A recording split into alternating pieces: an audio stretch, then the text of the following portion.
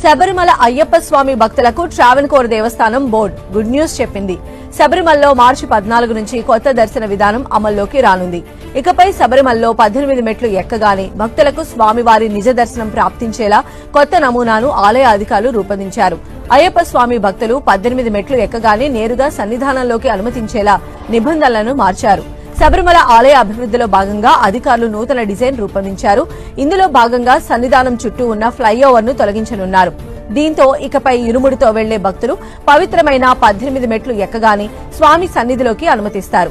ఇప్పటి వరకు 18 ఎక్కగానే భక్తులను ఎడమవైపుకు మళ్లించేవారు. అక్కడి నుంచి 500 మీటర్ల దూరం ఉండే ఫ్లైఓవర్ మీదుగా సన్నిధానం చేరుకోవాల్సి వచ్చేది. ఇప్పుడు ఈ వంతెను తొలగించనుండటంతో మెట్లు ఎక్కగానే స్వామిని దర్శనం చేసుకోవచ్చు. మార్చి 14న మీనమాస పూజల కోసం అయ్యప్ప ఆలయాన్ని తెరవనున్నారు. అప్పుడు ఇరుముడితో వెళ్లే భక్తులు 18 మెట్లు ఎక్కగానే నేరుగా ధ్వజస్తంభానికి ఇరువైపులా 2 లేదంటే 4 లైన్ల దారిలోకి అనుమతిస్తారు.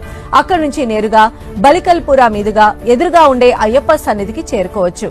ప్రస్తుతం ఫ్లైఓవర్ దిగాక అయ్యప్ప సన్నిధి ఎడమవైపు నుంచి దర్శనానికి అనుమతించేవారు. దీనివల్ల సన్నిధానానికి ఎదురుగా వచ్చినప్పుడు మాత్రమే 2-3 సెకండ్ల పాటు స్వామి దర్శనం లభించేది. రద్దీ ఎక్కువగా ఉన్న సమయంలో స్వామి దర్శనం ఆ మాత్రం కూడా దక్కేది కాదు. తాజా డిజైన్ తో కణిక్క వంచి నుంచి వెళ్తే 30 సెకండ్ల నుంచి నిమిషం పాటు అయ్యప్పను దర్శించుకునే అవకాశం లభిస్తుంది. శబరిమలలో ప్రస్తుతం కుంభమాస పూజలు జరుగుతున్నాయి. ఈ నెల 21 వరకు ఆలయం తెరిచే ఉంటుంది.